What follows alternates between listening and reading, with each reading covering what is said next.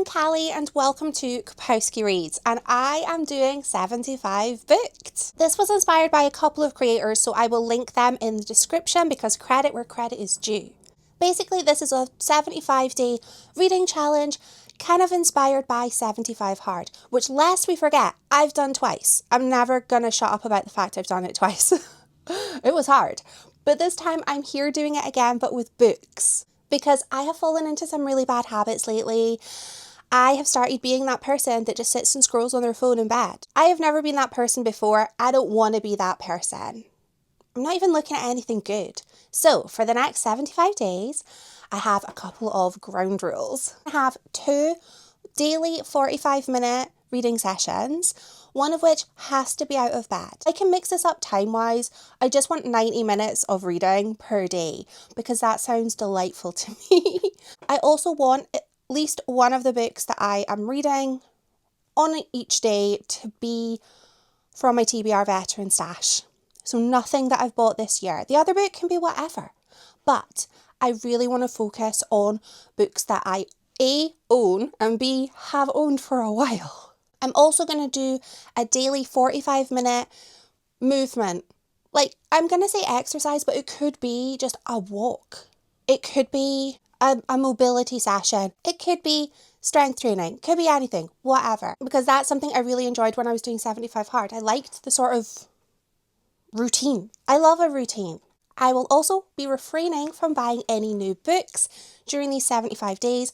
I'm not too worried about this element of the challenge because I didn't buy any books till May, and there's a lot more than 75 days between the 1st of January and May whenever I started buying books. I'm also going to be tracking my reading. I have a little book where I'm physically going to be tracking things, but I'm also going to try and do somewhat regular just shorts of updates for my daily reading and of course a weekly vlog. This is a lofty goal, but I would love to finish 30 books in this time. I don't know if it's going to happen. That seems a lot, but then it also is just almost 3 a week, which doesn't seem a lot when I'm having dedicated reading time. Who knows?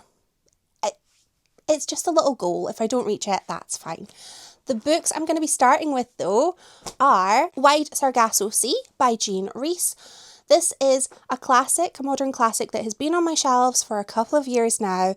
It is inspired by Jane Eyre, which is one of my favourite classics, but I've just been a little bit apprehensive to read it because I love Jane Eyre. So I'm a bit like, oh, do I want to read something inspired by Jane Eyre?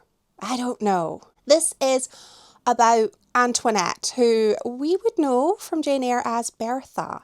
But in this book, she's called Antoinette. And this book tells the relationship between Rochester and Antoinette. And if you've read Jane Eyre, that's a relationship I kind of want to know more about. What happened there?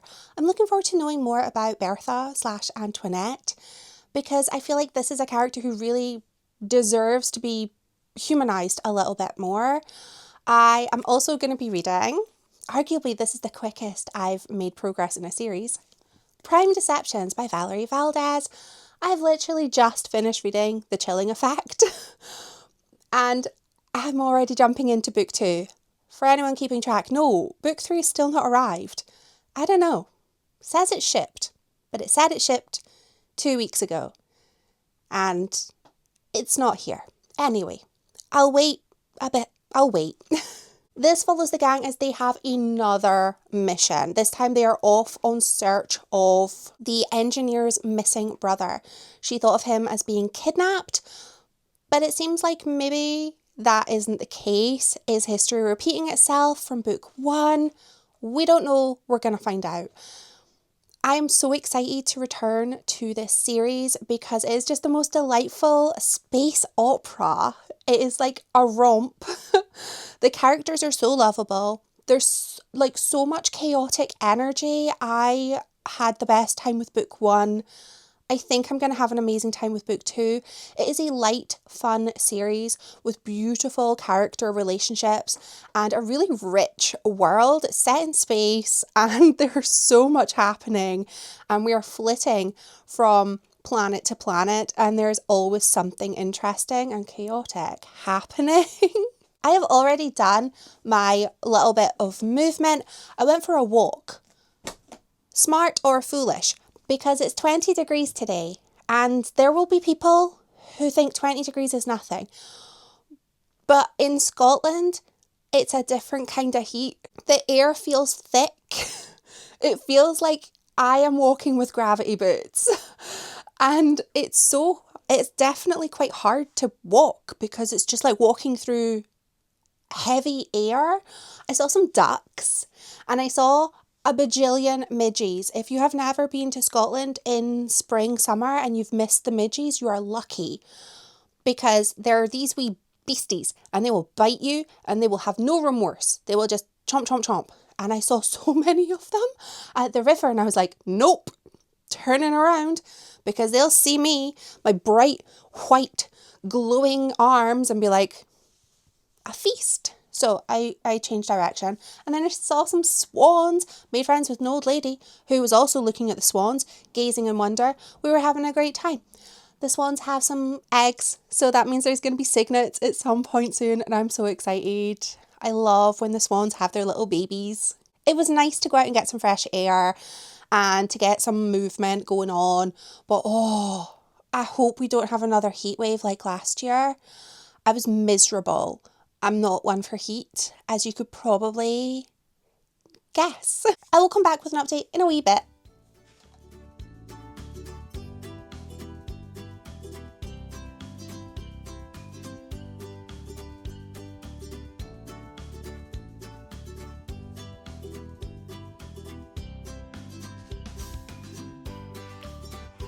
We have an update. I have finished a book.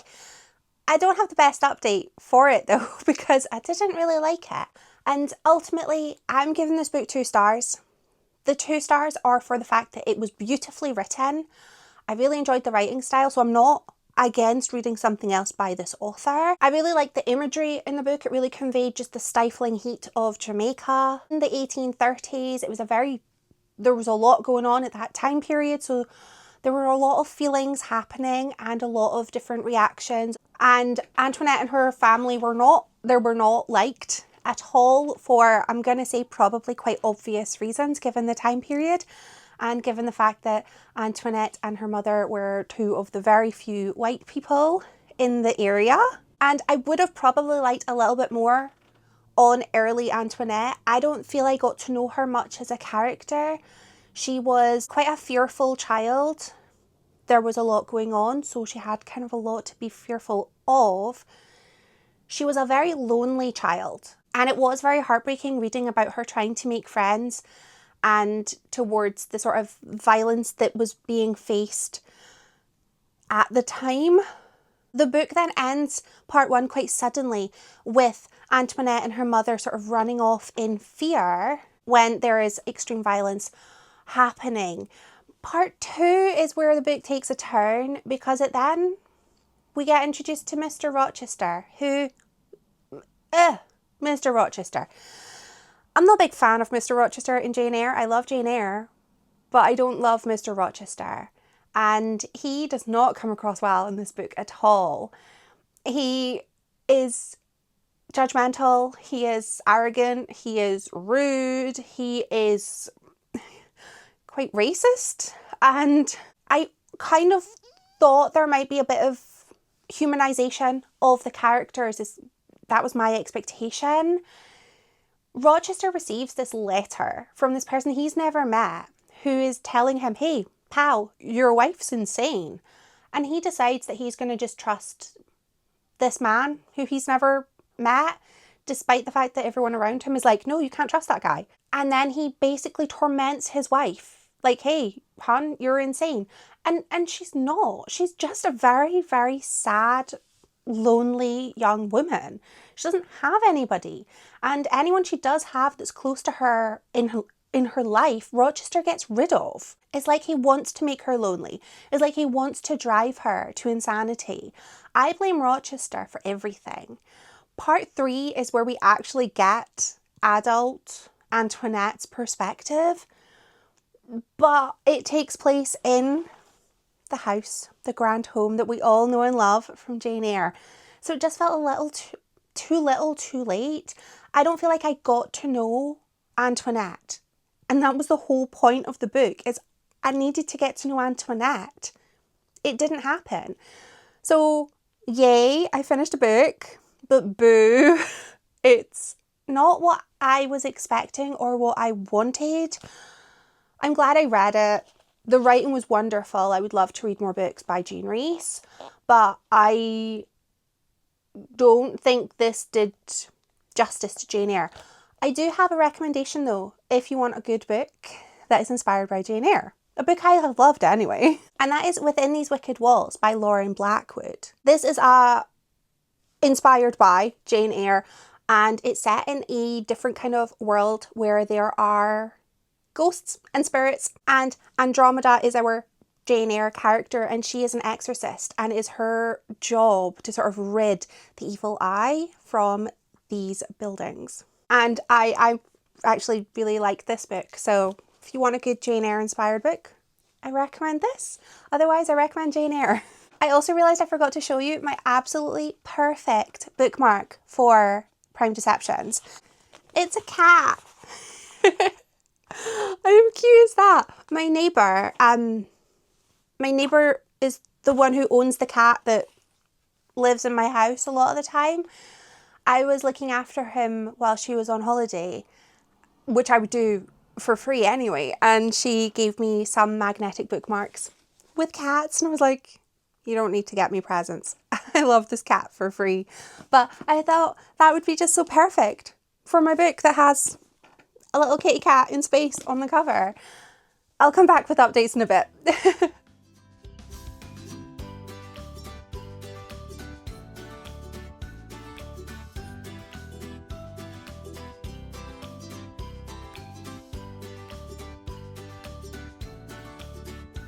I am popping in with a very quick update because I didn't know what book I was going to read when I finished Wide Sargasso Sea, and now I do.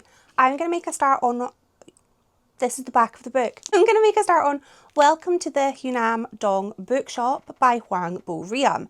This is a South Korean book, it's translated fiction, and it is about a bookshop in the Hyunam-Dong area of Seoul. I've read a fair amount of literary fiction books that take place in bookshops that are kind of relatively cozy, and I've had varying experiences. So I thought, let's pick this one up. It has been on my shelf for a good while, since whenever it was half price in Waterstones, and I think that's a couple of years now. So I am going to read this and let you know about it. I also wanted to let you know I saw some swans. That's irrelevant to books, but I have been going out on my little walks because we're having a heat wave, as probably evidenced by what's going on here. And when we have a heat wave, our buildings are built to absorb heat. So it's currently 6 degrees warmer inside than it is out. So I'm basically doing walks for most of my workouts because I'm not going to do HIIT. I did a HIIT workout and I had to lie on the floor afterwards. Anyway, I was going a walk and I saw some swans. So I'm kind of on swan alert, like an expectant grandmother waiting for these little cygnets to hatch. And these swans are massive. They're massive. Swans are terrifying. Like, they'll break your arm. But I just thought it was so beautiful. Just seeing these swans just nestled, taking their little turns sitting on their eggs. It's utterly charming. Anyway, I'm going to go back to work. I just really wanted to tell you about the book I'm reading, but also I wanted to tell you about swans. I love it.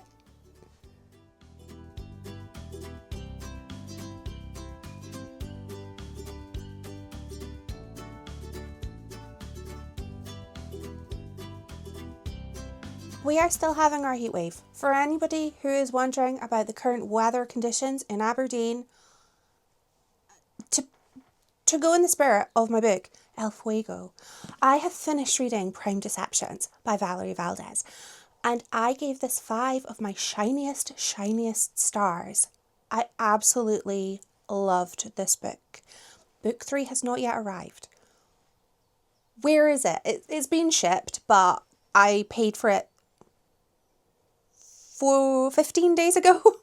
It's coming from somewhere else in the UK. It doesn't, I could probably, should I be so inclined, walk there in this time. I don't wanna, it's hot.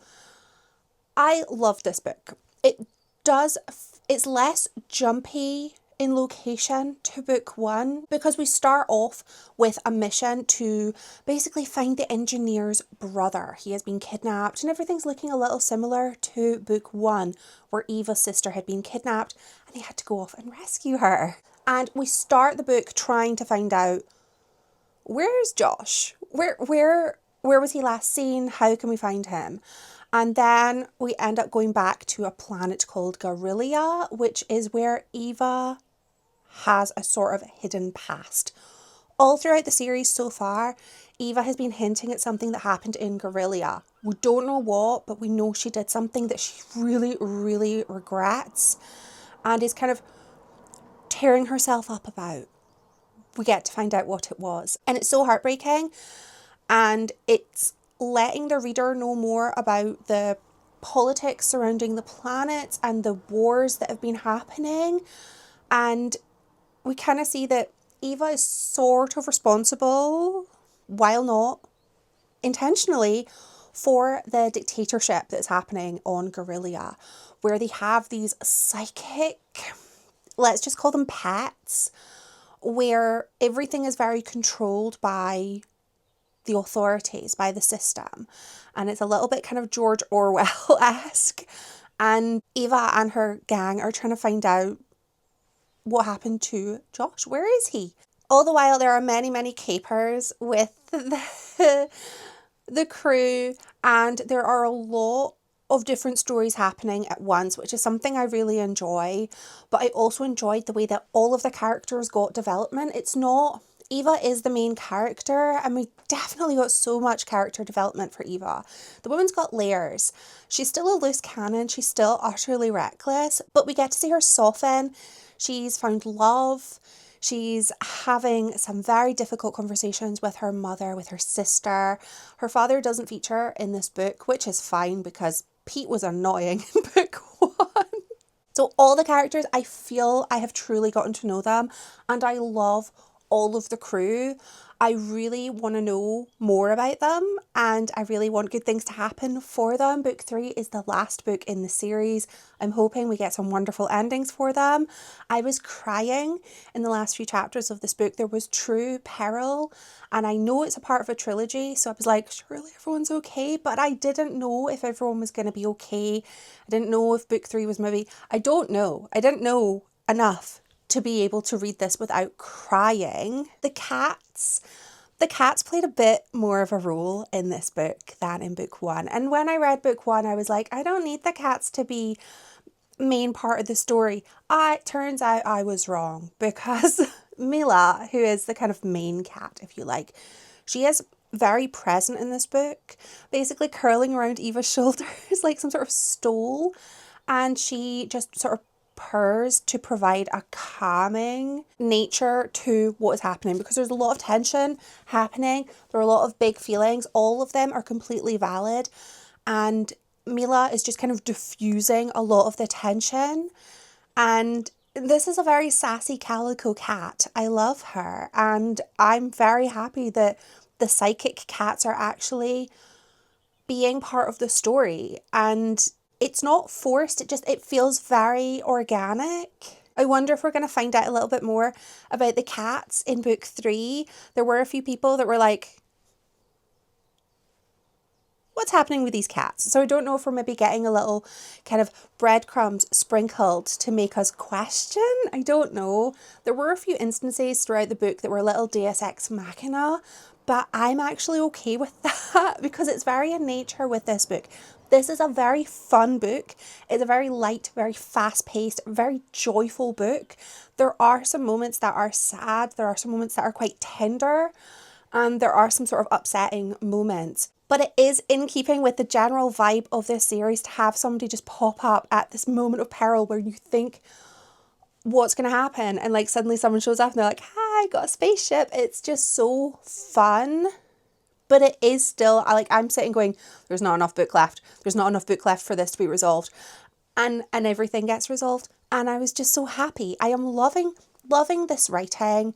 The dialogue between all of the characters is just so wonderful. It's so witty.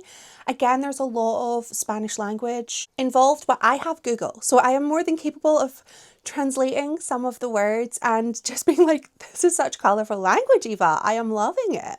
And it's such an easy, joyful read. I'm having the best time. I genuinely feel that this series is going to be a highlight of my year, which probably feels a bit, is that a bold claim to make so early in the year? Possibly. But I have read 2 books and they've both been 5 stars. So, you know, kind of hoping book 3 is going to be 5 stars as well. Yeah, loving it. So I also am going to give you my update for Welcome to the Hyunam-Dong Bookshop, because this is the end of week 1 of 75 Booked. And in my mind, I think I just assumed I was going to finish all of my books. That's not how it works. So I'm actually going to end this vlog with this book 2/3 of the way complete, because I will finish it in next week's video. I am having an okay time with this book. I'm not loving it so far.